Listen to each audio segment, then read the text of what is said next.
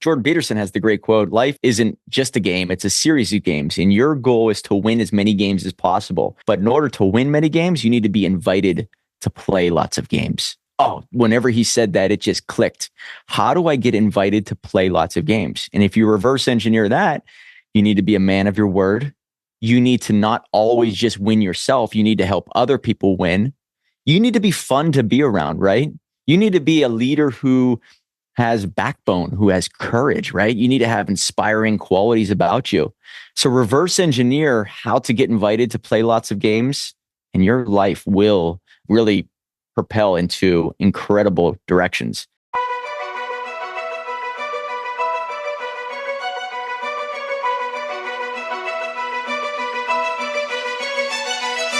What a pleasure to be with fellow entrepreneur Mike Fallat, $1 million book, Dreamstarters Publishing, and you're helping me write my first book. So brother, such a pleasure, and thank you so much. Yeah, thanks for having me, man. I mean, we can talk about anything, the adventure-seeking attitude, dogs, business, philosophy. We share a lot in common. So this is going to be fun, man. Well, but buddy, can we just start with what you're doing right now with helping authors write their first books? Because I think it's just awesome. And I've been a huge reader. I'm turning 45 in a few weeks. And it's been on my vague one day, I want to write a book for a long time. And you were the impetus to finally get it done. And I'm just doing the final edits. I want this I'm going to send this to your team within the next 2 days. That's my promise to you, because I've been dragging my feet. So yeah, can you please talk a little bit about that? Well, it kind of happened by accident, this whole publishing company. I started 4 businesses. They were major failures. My 5th one succeeded, and people came out of the woodwork asking me, man, it looks like you know what you're doing. How do you start a business? And that's whenever I had the idea, why don't I just write a book about what to do and what not to do? And it wasn't like I was making millions with my first startup business that succeeded, which was a direct-to-home dog product service, actually. It was just that I made more money than what I spent, and that was a success. And people saw that. And so whenever I put together the basics of vision, simplicity, demand, all the things that many entrepreneurs take for granted, I realized that this was stuff that, I didn't even understand in the very beginning of the journey. And people came out of the woodwork even more so about, how did you get a book done? You had no prior experience. And then I said, well, you know what? I sat down. I can write a book in a pretty short amount of time. And the girl who I was dating at the time was an editor, thank God, because she was very inexpensive. And so I was able to get a book done. And they were so blown away by that. And I said, you know what? Since it changed my life, having this book, which opened up doors for speaking gigs, attention online, I realized the power of it. Not only just the external side of it, right? The finances, the opportunities, but the internal, the clarity that it gave me, the self-awareness, the identity, right? I had an identity. I wrote a book called Dreamstarter, and it was the identity that I started to own, which turned into the business name, the Instagram handle. And it really did give me this superpower. I think that anybody who knows who they are and they let the world know who they are, there's definitely an aura around them. So, I realized the power of it, and I started sharing it with others, and individuals started coming to us. I said, I'll help you with your book. I would sit down, I would write the book for them. The girl I was dating would edit it. We'd put it up on Amazon, turn it into a bestseller. And it just started snowballing and getting bigger and bigger and bigger. And since then, we've helped about 400 entrepreneurs bring their stories to life in a book. We've turned 338 of those into bestsellers on Amazon. And our 339th is actually scheduled for tomorrow.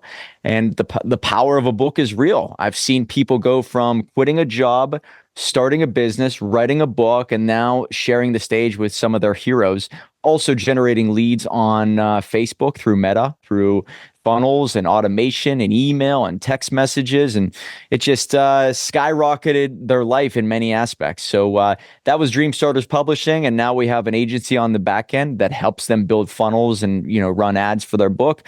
So it does give them the opportunities down the line in many shapes and forms. So it's been a wild ride, but what's cool about it is that, you meet some of these millionaires, and sometimes we've met even 2 billionaires. They've had $2 billion companies they've created. And you realize that everybody's just on the hero's journey. So I get to interview people, hear their stories, bring it to life, and then see how that impacts their audience, their market on a daily basis. Well, you mentioned something that really speaks to me. You said the power of a book. And I can look back on my life, and there's a couple of books that really changed my life. One of them kind of took me down the path of being an entrepreneur. Another one was really instrumental in me finding happiness. I see behind you, Rich Dad Poor Dad. I know you've talked about that before. Is that the book that changed everything for you? Yeah, so I was 22 years old. I was going into my senior year of college. I guess I was about, senior year of college. And my employer gave me that book, that exact book right there, Rich Dad Poor Dad. My employer was the first millionaire that I ever met. And I really looked up to this guy. He drove the nice car, dated the pretty women. And I thought to myself, whatever this guy does, I want to do. And I worked at a convenience store. Okay. So I wasn't in any high position or anything. This guy owned real estate, convenience stores, restaurants. And I really looked up to him. And I caught his attention because I worked for them for about 6 years, 5 years before he even gave me this book. And I was 16 years old. I remember, this is a crazy story. I was 16 years old as my first job, a W-2 job. I used to cut grass and do all kinds of other stuff beforehand. But I was working there at 16 years old and I wasn't cashing any paychecks. And I saved up $5,000 worth of paychecks. One day, this guy comes in, he goes, "Are you the guy who's not cashing their paychecks? You know, you're really screwing up our accounting. Why aren't you cashing paychecks?" And I said to him, this probably caught his eye. If I don't have it, I can't spend it. And if I can't spend it, I can save it. And therefore I can start to build a nest egg. It's how I looked at money, right? If I can't access it, I can't spend it. He goes, "You mean to tell me you have over $5,000 just sitting there as a 16-year-old kid? I've never heard of this. So I'll start to teach you about money." So he started giving me the Kiplinger's magazine, teaching me about mutual funds and investments. And so I worked with him all throughout my high school and into college. I'm about to go into my senior year. He gives me Rich Dad Poor Dad. And I was never the same. I hated reading up until that point. And then I read Rich Dad Poor Dad and I was like, oh my God, this is what an asset is? Oh my God, this is what a liability is? What the hell did I go to school for? So it changed my life. I went to the Rich Dad Poor Dad seminar. Within a few months, I became a licensed real estate agent. By the time I was 23, I bought my first 4-unit building and I was off and running as an entrepreneur, thinking that made me successful. And I was making a couple $100 a month from being a landlord because of that book. But I wasn't really fascinated with real estate. I was really fascinated with starting a business from nothing. And that's why I started 4 different businesses, failed miserably. And then I started a 5th one, which was a direct-to-home dog product service. None of it would be possible without that book. And so I thank my employer for giving me that. And that's why it sits behind me. It's paying homage to the book that set me free. And I try to share that book out with many other people who have never heard of it. And it's funny, I've interviewed hundreds of entrepreneurs. Many millionaires have said that's the book that changed their life. So if you're out there and you're listening and you haven't read Rich Dad Poor Dad, buy it today, pick it up on Audible. It'll change your life. It's so funny that it's not just the book. I feel like it's when you read it. So that was actually on my dad's bookshelf when I must have been like a maybe early teens, like 13, 14. And I read it and it was just way too early for me. So it just went in. It didn't really do much for me, but I have heard that's probably the most cited book that I hear from entrepreneurs. But for me, I was 24 and I was working for a trading company and I had this just awful boss. He was like just a awful human. And he wasn't very good at his job either, but he just got the position because he set up the owner of the company with his wife. So he got to run the owner was in London. He got to run the Chicago office. And he would see me reading in the trading pit because when it was slow, you couldn't leave because you never knew when it would get busy, but people would just be reading newspapers and talking shit. So I would just be reading books. And he said, "Oh, have you read Ayn Rand's The Fountainhead?" And I said, "No, never even heard of it." And he gave it to me. It's a big book. It's a big philosophical novel. I'm not sure if you read it, but it's for me. But I like Ayn Rand. Yeah, it's basically her philosophies wrapped up in a novel. And it was the main idea that I took from it was, life is short and it's about following your dream and your path, not what society or what other people expect from you. And I was like, well, I'm really good at trading and I work for a company where I'm treated terribly and I get a fraction of what I make. So why don't I set up my own trading company? So it changed my life. It was just ironic that it was the boss of the company that weren't treating me good that gave me the book that inspired me to leave and set up my own company. So and become a direct competitor because we're in the same trading pit. So that was kind of funny. But it's like you said, it is the power of a book. And I think, but there's the inbuilt, there's kind of the inbuilt nature and then the nurture of reading and inspiration and mentors. But you obviously had something inbuilt at a young age, like you said, to be saving all those checks as a young man. Was it just this desire to better your life?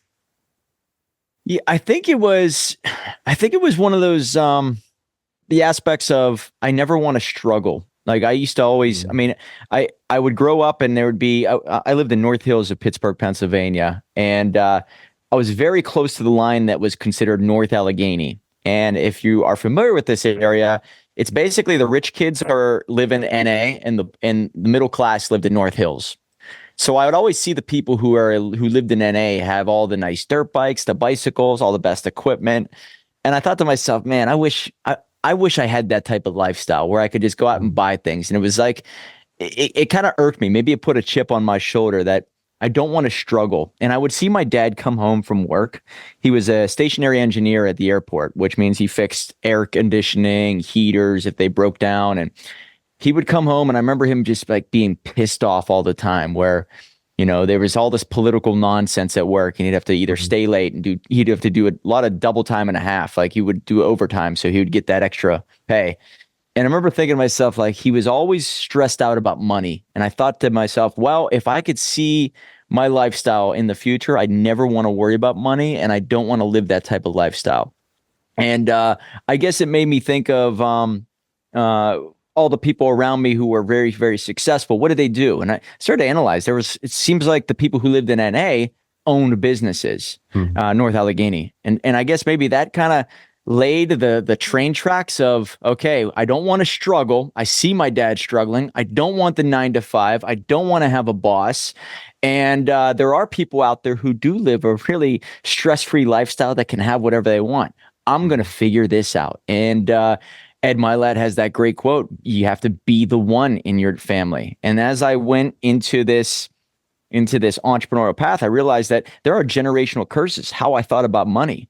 I didn't want to cash that paycheck because of how my dad thought about money, how my mom thought about money.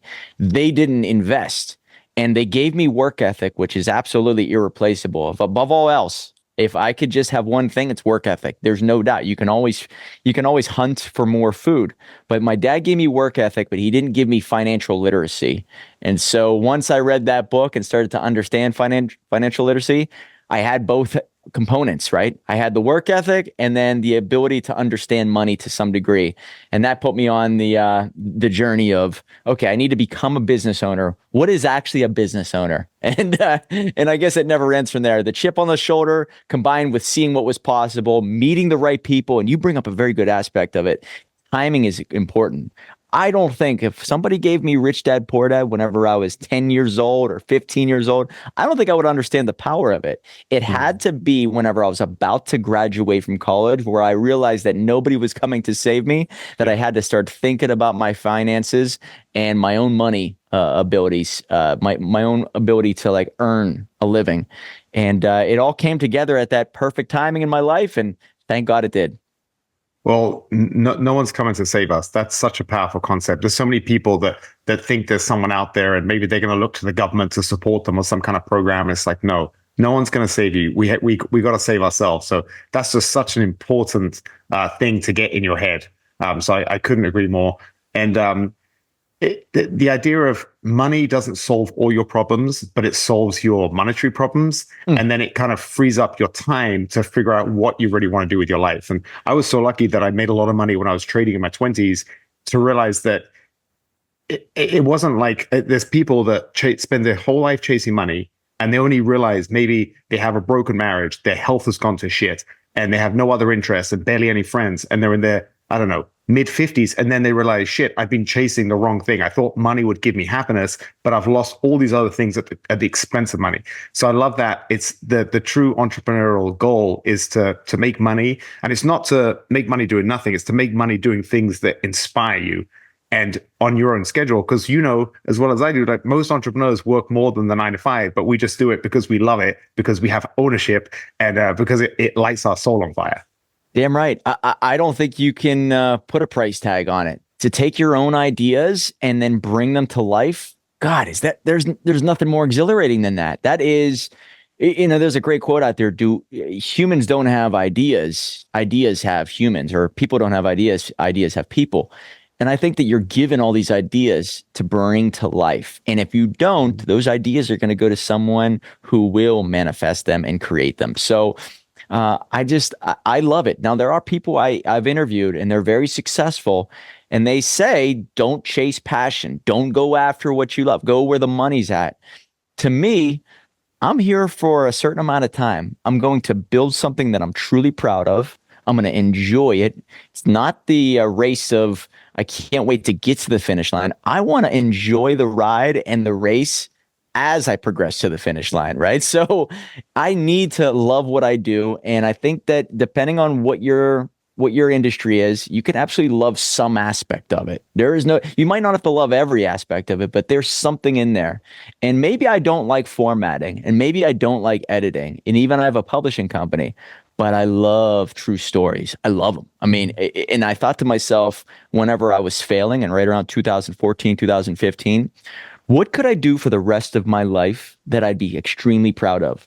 You know what I would love? I would love to help people tell their true stories. I love documenting them. I love sharing them. So even if I don't make billions of dollars, what could I be proud of? And that's where it started. True stories are in me. I used to listen to stories of Evel Knievel and Mike Tyson and Billy the Kid, and I just loved them, right? I was just drawn to them. And I thought if I could just help people do that, that's a satisfying life.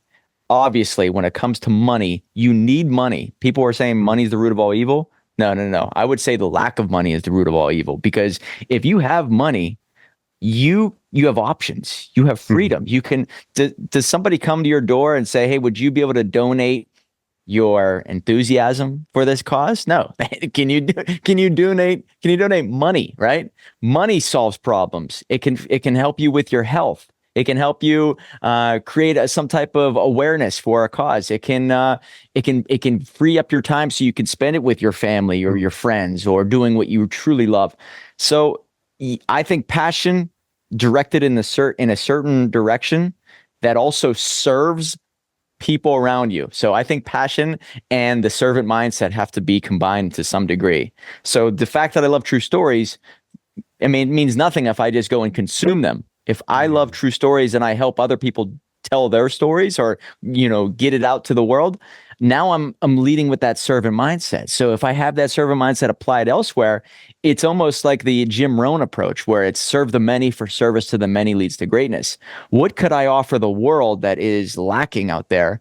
And if I help enough people get to where they want to get to, then I'll get to where I really want to get to. So there's that law of what's the law of action and reaction, I guess. There's the Newton's law. Every action has a reaction. So people are always worried about the reaction part. Well, you have to first start with the action. What are you putting into it? And the moment I started thinking about what do these people need? How could I help them? And if I really enjoyed helping them, my God, it's a 2-for-1. I have passion. I have these dopamine hits. I'm enjoying what I'm doing, but I'm also reaping the benefits of the finances. If I help them get to where they want to get to, they're going to pay me. And obviously I can take that money. And if I apply the rich dad, poor dad philosophy, maybe I can create assets where they pay me continually for the rest of my life. So Mike, you reminded me of another book that was really powerful. I was 24 years old and I was dating this girl, and I was working a lot and I was trading. I was real stressed, and we went to Dominican Republic, one of those all expensive paid resorts. And we're sitting there, and she's like, "Oh, I want to take a tour of the town. I want to do this. I want to do that." And I'm like, "Baby, it's like 4 hours one way to this town." I was like, "Fuck that. You can do whatever you want, but I'm not leaving the hotel. I just want to relax. This is my vacation to relax." So looking back, I was kind of a dick, but I was so burnt out. And I remember she was kind of pissed at me. We got in a little bicker. And I just went, my brother had given me this book by Martin Seligman, the one of the founders of positive psychology, and it was called Authentic Happiness. And I just went somewhere, she went off, and I was by myself. And I just remember I read it about 3 hours of it in a row, just on the beach. And I'm like, Jesus Christ, his summary for a happy life is exactly what you said. It's doing something. He said, everyone has these signature strengths, things that light up our soul, things that we're naturally very good at, that we love doing. So if you can somehow build your work and your career around them, that's good. But if you can add a component where you're helping other people as well, that's the secret to a flourishing life. And that's exactly what you said, because you really enjoy the story aspect of it, but you're not just consuming, you're also helping people. So every time you go to bed at night, you know that you're doing you're you're helping all these other people fulfill their potential too. And there's a lot of power in that. So I really love the fact you mentioned that. Man, and it does tie in. There's a great quote out there. I forget who says it, but work and play need to be one and the same. Work and play, right? The moment you blur those lines and you are actually playing and you feel like you're doing something productive for society, you've come across the winning ticket. Right. And I realized that the more I feel like I'm playing, whether it's I get up on stage or whether I work with a client, I perform at my best. Right. I used to play hockey for a long time. And whenever I felt like I hated what I was doing, I would play poorly. And so whenever I was excited, maybe there's a girl in the stands that I liked, I'd play a lot better. Right. It just felt like, all right, there's something tied to my emotions. And if I can kind of hack my system, what gets the best out of me when I feel like I'm in a state of play and I'm just a kid? That's whenever things come together. People can sense it in your body language, your tonality, in your copy, in your book, right? In everything you produce, because you're just like a kid, having fun. And I'm telling you, I've been in many rooms that you meet multi-millionaires and you can look in their eyes and they're not enjoying their journey. Well, I will say that not many people will follow you into battle if you hate what you do, no matter how successful you are. So if you have this enjoyment of life in your business, you're going to muster up this energy. You're going to attract energy. You're going to attract finances. And I think people need to see how much fun you have with what you do, because deep inside, everybody respects that. And they want a little piece of that and applied to their own life. Well, we were talking a bit before we started recording. We're both dog people. And I was talking about my dog who passed away. And I had this realization.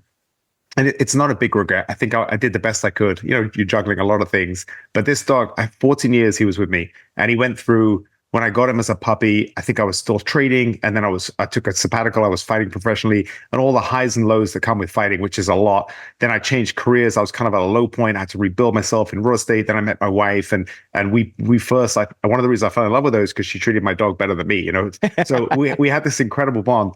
And there was times I knew at the end, like he was 14, German Shepherd mix. So he had a very long life.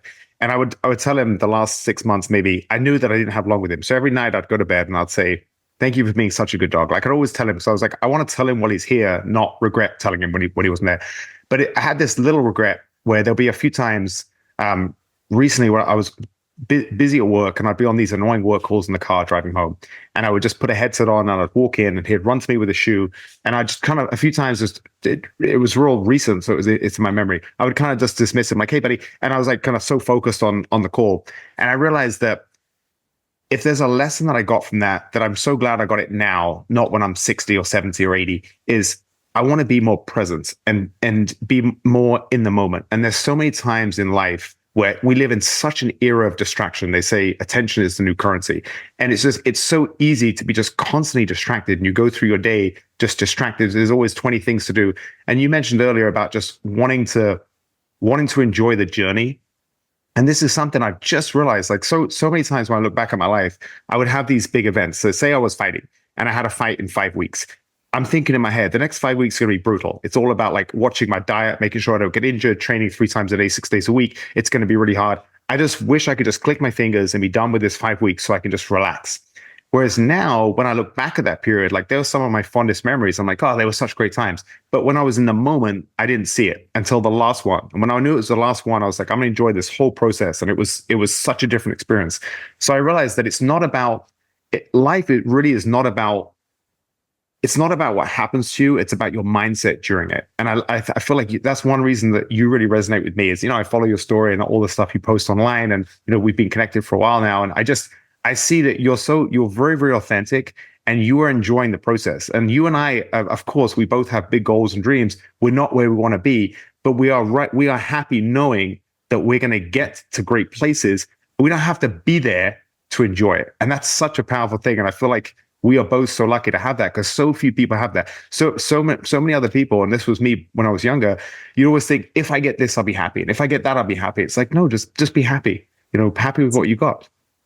Well, great point. And I want to touch on the dog aspect. I once heard a quote that said something along the lines of, I don't care if people don't like me, but I do get worried if dogs don't like me. All right. So isn't that true? If you see somebody out there and they're like, oh, he's just doing his thing. But if a dog doesn't like that person, they sense Something. something. And yeah, I really pick up on who the dogs don't like and who they do like.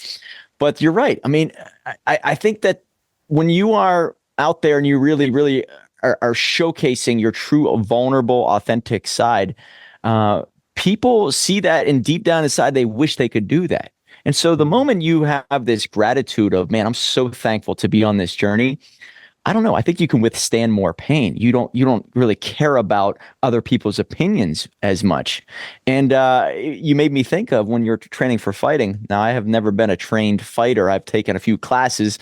I don't think that really means too much in your world, but I've done a lot of running in my life and training for hockey. And I remember thinking to myself a couple of years ago, I hate running. I hate running. I hate running. So as I would run, I would tell myself, I hate this. I hate this.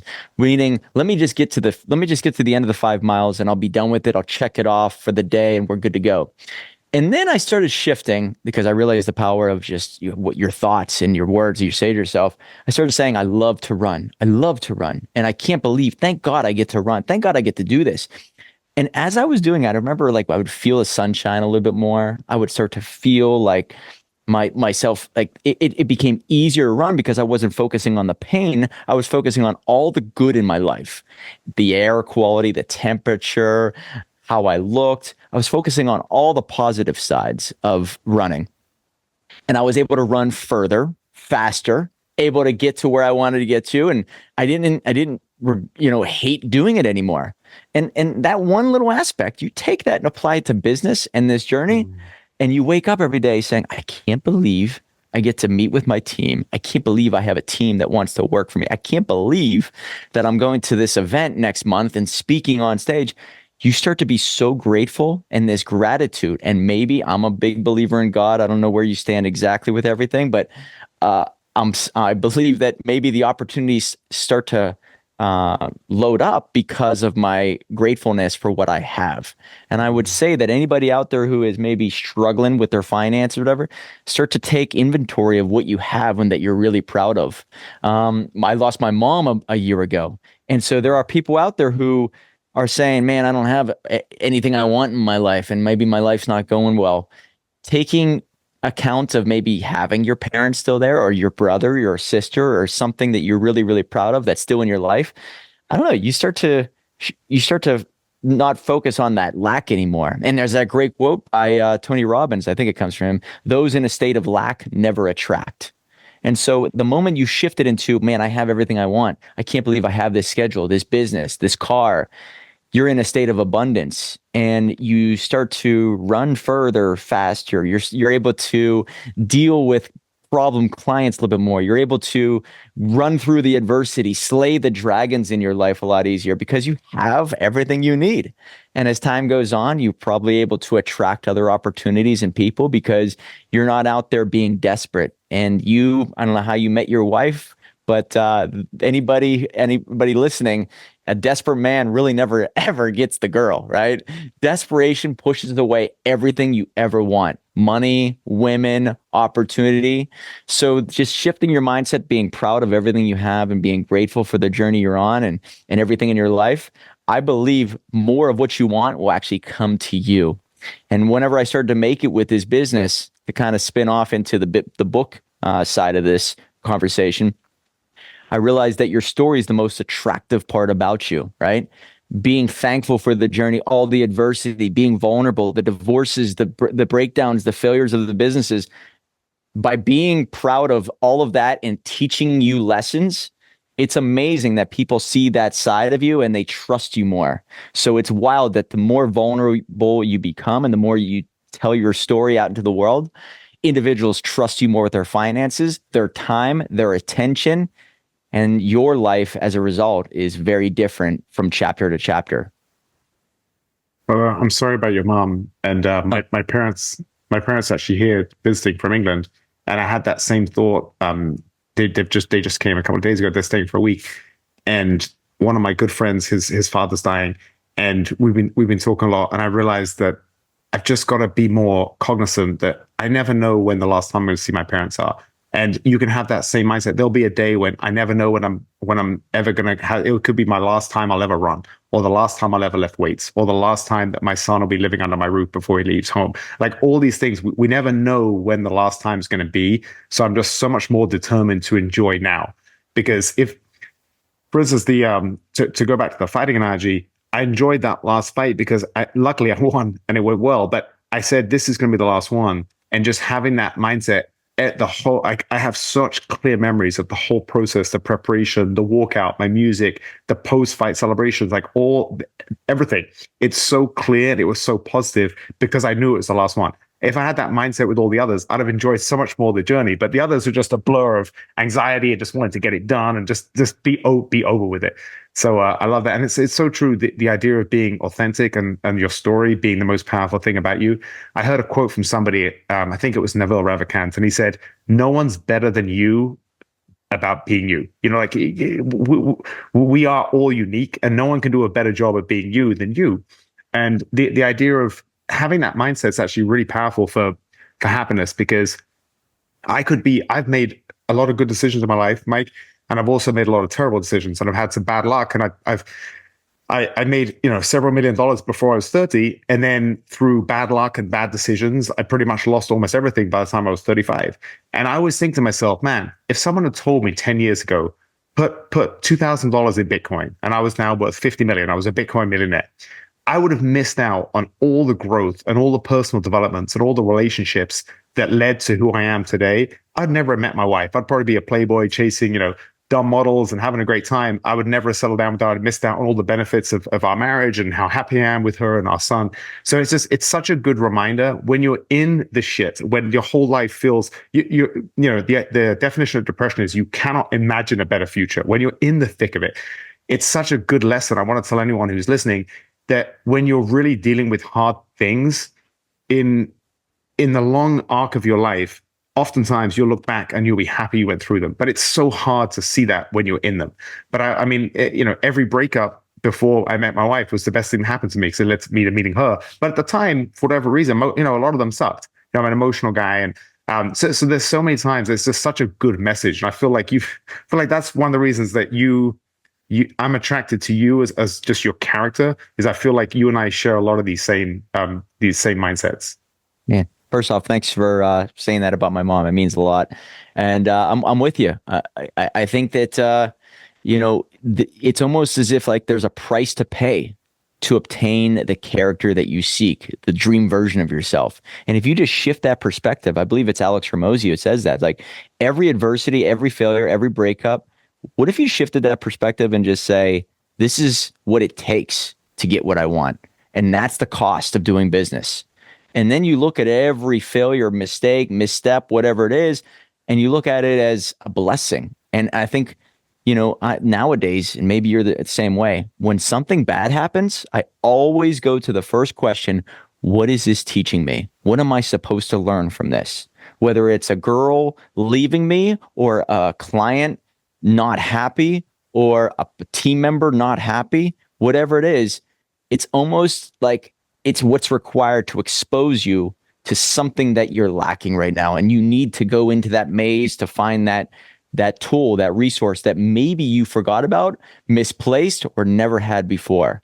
And there's a video game out there called Chips Challenge. Do you remember this growing up at all? Chips Challenge? No. Chips Challenge is the old video game for computers years ago, and always makes me think of this.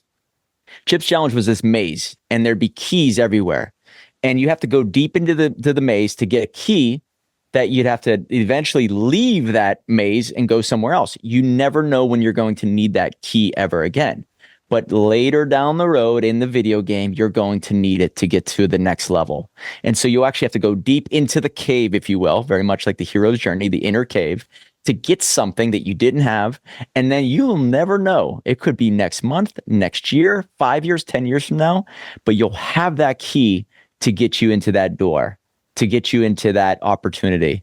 And so it's like you always want, all right, what do I need right now? Okay, let me grab it. Let me just use it right away. Well, what if that skill set of patience you learn from that one day when you're 15 years old, and it comes back to serve you 20 years later. And now you will thank that moment that happened 20 years prior. It could be with anything. So I look at every situation that I fail in as it's a learning lesson. So you either learn or you win, as Jocko says, and Jocko Willink, and he always says this. But every time you win, you really never learned something, right? It's just proven, okay, you're doing something that's the right way, very good. But every time you lose, you learn something about yourself or about the world. And as long as you take notice of that, my God, you can become an extremely powerful individual as time goes on. So I always say to people, if you're going to start a business, try it as fast as possible and fail as inexpensively as possible. Because the more you fail without losing a bunch of resources, the better. You're going to get thicker skin. You're going to be a better problem solver. You're going to find your tribe a lot easier. So fail early, fail often, because that's going to toughen you up for the real battles ahead. And it looks like you share the same sentiment on that. That's beautiful. I think Jacko stole that quote from, I think it was Carlos Gracie talking years ago about competing in jiu-jitsu. And he said, when you compete in jiu-jitsu, you either win or you learn. And if you win, it means that you're doing the right things, or it could just mean your opponent wasn't that strong. But if you lose, you don't really lose because you learn something.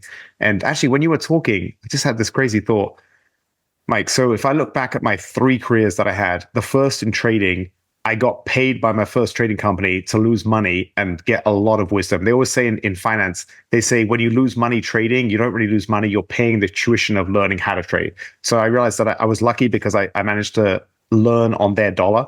Then when I was fighting, I lost my professional debut because I had a big weakness in my wrestling. That was my one link that I had to work on, that I worked on a lot. And then in real estate, I had a bunch of small failures in the beginning, but I learned from all of them. So it's just, I love that. And having that mindset of, I think I heard you talk about this with our mutual friend, shout out Nick Lamania, but when you did a podcast with him, I think you talked about life being a game.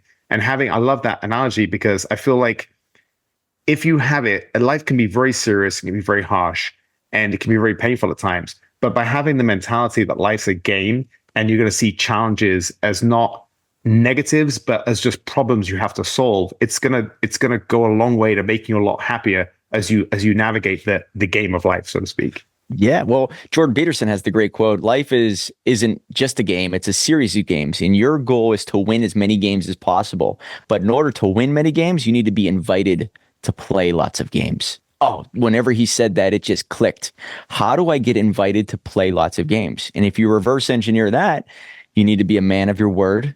You need to not always just win yourself. You need to help other people win. You need to be fun to be around, right? You need to be a leader who has backbone, who has courage, right? You need to have inspiring qualities about you. So reverse engineer how to get invited to play lots of games, and your life will really propel into incredible directions. And so, yes, I'm with you on that because, and shout out to Nick, what a great guy that is. If you look at life as a game or a series of games, once again, you start to play it as everything's a chess move. You don't just lose an opportunity and that's the end of it. If life is a series of games, there's always another move to be made. And so if you fail at a game, like you said, you bring up a very good point there that maybe you lost because your wrestling background was not that strong at that point. But thank God it did teach you that you needed to work on it because then you started to get much stronger at it and maybe it became an ultimate strength. And then you were able to defeat a much stronger opponent, whether it's the next match or 5 matches later. So you start to look at everything as a chess move. And I believe that maybe it's another quote from the Bible, but life doesn't give you what you want. It gives you what you deserve. And it does come from Jim Rohn. He says that too in his speeches that, you only get what you put up with or what you deserve. And so like those people out there who don't farm, they don't ever harvest incredible, they don't get a return on incredible fruits or for their labor. But the people out there who are saying, you know what, I tried business and it wasn't for me and I just gave up and I went back to the corporate world, they hit a roadblock and that was it. But the people who hit a roadblock and then they said, you know what, I didn't try this pathway out over here. Let me try that out. Oh, that wasn't it. But there's another path. What if I go over it? What if I go under it, right? If they never give up, they constantly learn, and then they become stronger as a result. And then as time goes on, they become an inspiration for other people. And it does tie into the final piece of the hero's journey. As you progress and you learn more about yourself, your mess becomes your message. And so then you lean back to people who are in the exact same position that you once were, that started in the same position that you once did. And then you can go back and you can help them. And as time goes on, you start to help individuals get to where you're at now, concluding the hero's journey. So the 3 stages, are you familiar with this at all? Yes. Yeah. So stage 1 is if there's a guy named Joseph Campbell who analyzed all of the most powerful stories of our time. And this is about 80 years ago, he did all this. But he started to realize that all the great stories, whether it was the individual going after the girl with, in the cave with the dragon, and as soon as you get the girl, you also get the gold, right? There's a dragon that protects all that. Or Lord of the Rings or Rocky Balboa, right? Every major story that we grew up kind of admiring has elements of the hero's journey. So to break it down for you, the hero's journey has 3 stages. The first stage is there's a character in a very, very ordinary world, living an ordinary life. And that character has a call to adventure. And at first, that character refuses the call. It's not for me. I don't want to start that business because I could fail. It's a scary dream. I'm going to stay right where I'm at. But very much like Frodo in Lord of the Rings, there's a call, there's a need, and they leave. That character leaves the ordinary world, goes into the unfamiliar world, the new world, if you will. And the new world is scary. And there's dragons, there's adversity, there's all kinds of caves, there's all kinds of missteps that they're going to take. But they're also going to meet their mentor, and they're going to meet allies. And then they're going to be exposed to their weaknesses and strengths. And so there's all these tests and challenges. And at the very tail end of that second stage, they go deep into the cave. They win the battle. They win the war. They get the gold. They get the girl. And then it goes into the third stage. You would think that would be the end of the hero's journey. Well, it's not. The third stage is now you're a transformed individual. You have to go back to the masses and help them obtain the exact same thing. And so very much like Frodo, he's a transformed individual. He has to go back to the Shire and show people what he has learned along the way. And so you out there, if you failed and you failed miserably, but then you were able to accomplish what you wanted, you can now go back to those people who are in the same boat, and you can meet them right where they're at. You can see them eye to eye. They can feel your authentic side. They can see that you share their same beliefs, and then you can help them. So I look up to people who I can relate to, right? Oh, so you grew up in Pennsylvania, or you grew up in the United States, or you started a business, you failed. Okay, since you failed, I trust you a little bit more because I don't want to work with somebody who hasn't failed. I don't want to work with somebody who was born with millions and billions of dollars. I want to work with somebody who started a business from the ground up because that's where I come from. And so what's cool about this is that every journey you go on, you eventually become so valuable that people are out there looking for the roadmap. And the great quote that I heard, and this kind of ties in with everything, is that, someday you will write a book about what you went through and how you overcame it. And then that will be someone else's survival guide. Oh, man. That's beautiful.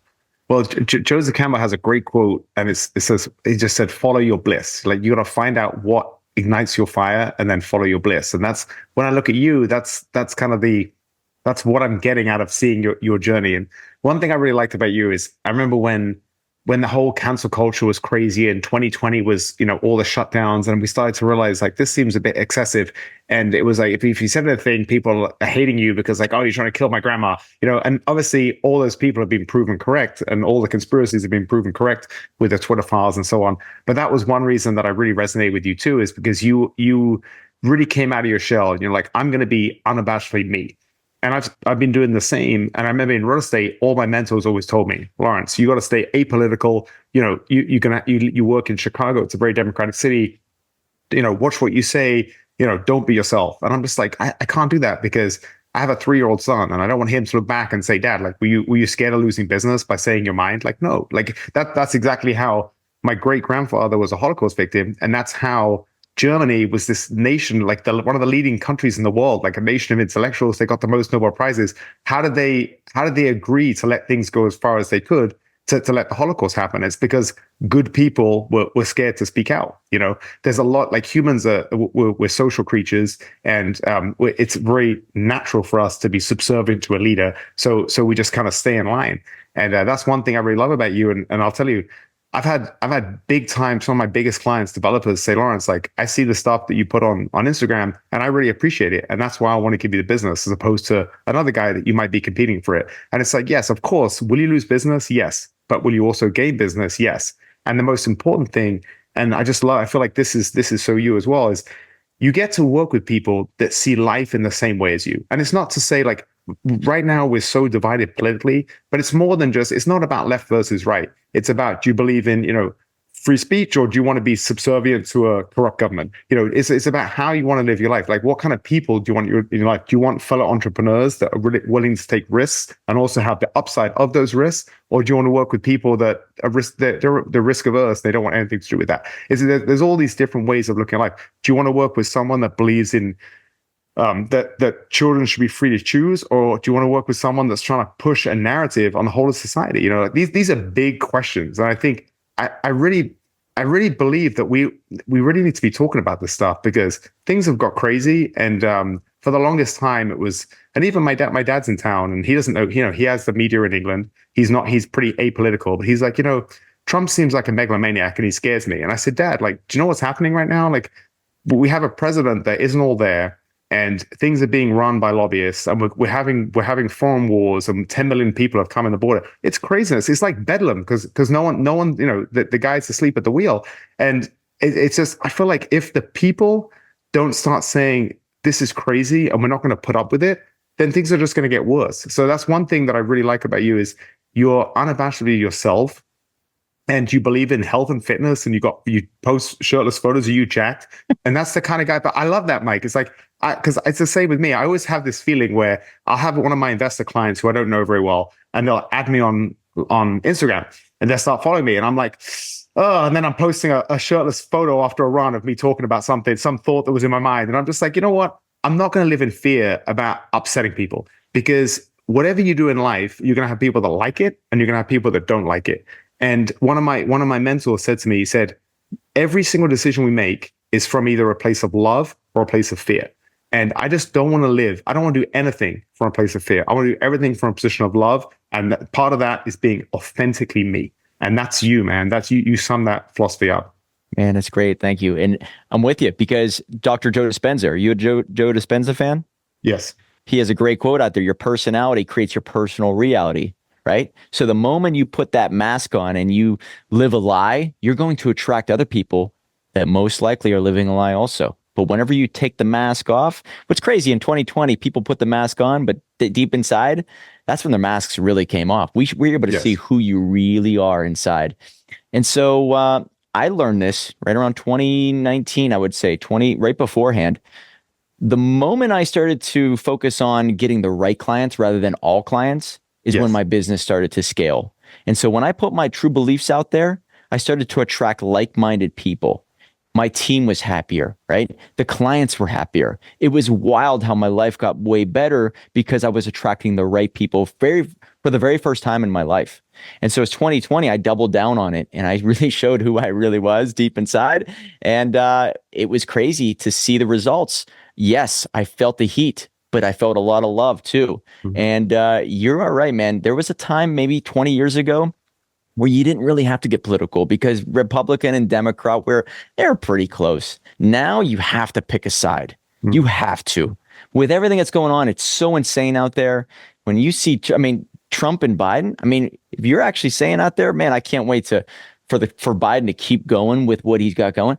You've completely lost your mind, because I look at it and I say, you mean to tell me that with the inflation, with the wars, parents being able to change the sex of their kid at 6 years old, whenever a kid wants to be, an astronaut and a unicorn at the same time, you're saying that it's okay to change these things that can't be unchanged in the future?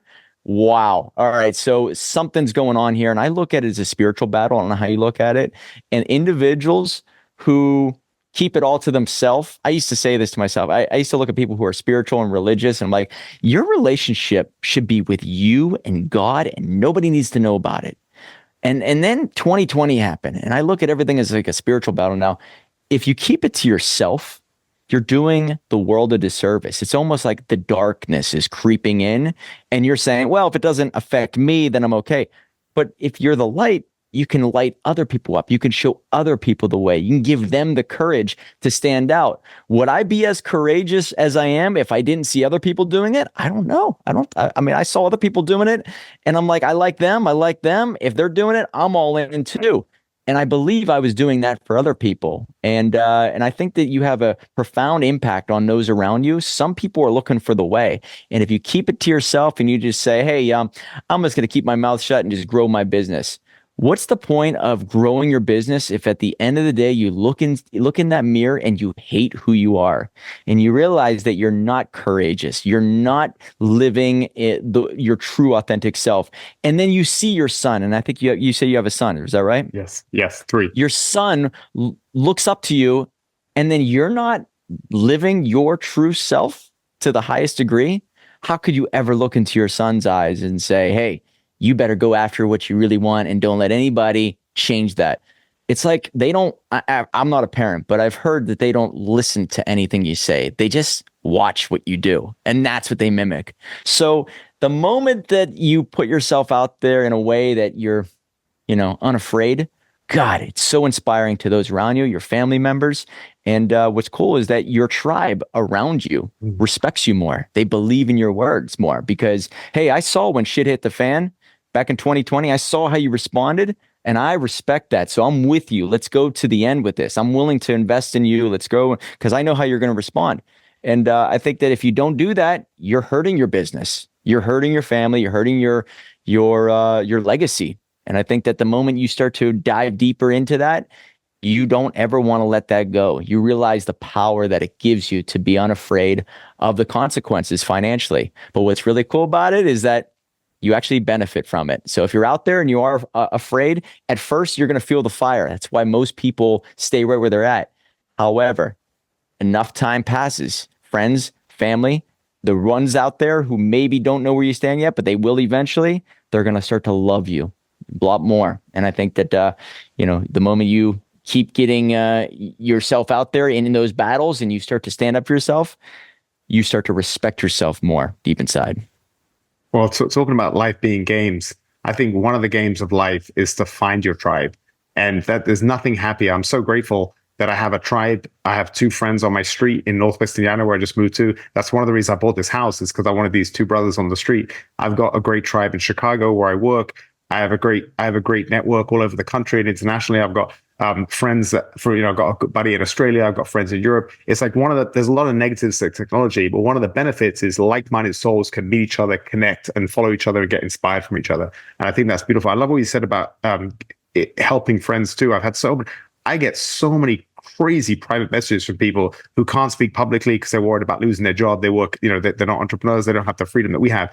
But I'm always blown away by them, how frustrated people are, but they're scared to speak. And so we should be very thankful that we get to speak our authentic truth, because we don't answer to people. And I think that's the biggest blessing. There's pros and cons to being an entrepreneur. I would never have it any other way. But I think one of the biggest pros is you can do what the hell you want, within reason, which is it's such a blessing. You can really be your authentic self.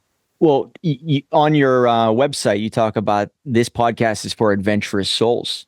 And Jordan Peterson, I bring him up because he's changed my life. But you want to live the ultimate adventure? Tell the truth. Yes. Tell the truth. Wherever you go, whatever you do, you have no idea how they're going to respond. And man, is that exciting. And I put out a quote not too long ago about how truth burns away the shit relationships, shit jobs, shit experiences.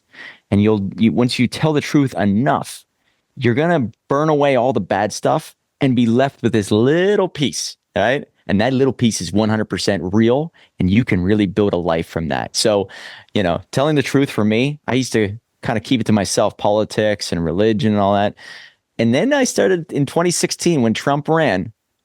I looked around at my friends and I'm like, wait a second, you're actually voting for Hillary Clinton? Do you know that she's been in politics for what, 40, 50 years? And look at the state that this country's in. Don't you want an outsider, an entrepreneur who has been successful his whole life in business? Don't you want that mindset? And the moment I started speaking out about it and telling the truth for the very first time, it was like the bad stuff in my life started to burn away slowly. And it left me with this little core piece. And I was able to build a life from there that I was very proud of. So tell the truth, because that will lead to the ultimate adventure. Robert, that's so beautiful. I want to thank you, Mike, for all that you really did. You inspired me to really, I've been dragging my feet on this book, and you gave me the impetus and the kick up the ass to get it done. I promise I'm going to send it to your team within 48 hours. It's my word, man to man.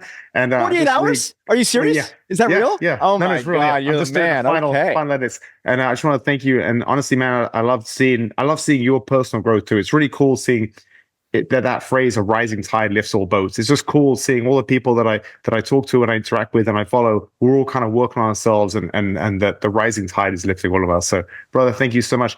Please do me a favor. Email me any links you want me to add. I'll tag you, and we'll try and get some more business for people that are looking to write books. Because one thing I've noticed is I was always a huge consumer and a huge reader, and I took people. If I used to think I would take almost any, I read all this stuff and I would just assume they had this incredible credibility. And now I'm older and wiser. I'm realizing that there's a lot of people that might have a lot more wisdom and they feel almost scared to share it because they think that they're not worthy. And that's and that's what you're doing, is you're helping people share their story that are worthy. So I really love that. That's such an important thing you're doing for society. Thank you very much. You bring up the imposter syndrome. And I will say that many people struggle with that. And I will say that the way to beat it, in my opinion, is to leave no doubt. When you enter that secondary part of the hero's journey, the unfamiliar world, you will always feel like you don't belong because everything is so new. But if you fight through that and you leave no doubt and you write more books, create more podcasts, right? Get on stages, help more people, eventually you will be the go-to person. So it all starts with a single sentence, a single step, so you can beat that. And I will say that whether it's The Fountainhead or Rich Dad Poor Dad, the quote that I live by now is, the book you read will absolutely change your life, but the book that you write will absolutely change your legacy. So make sure you get that book done. Oh, that's beautiful. Thank you so much, Mike. It's been such a pleasure, brother.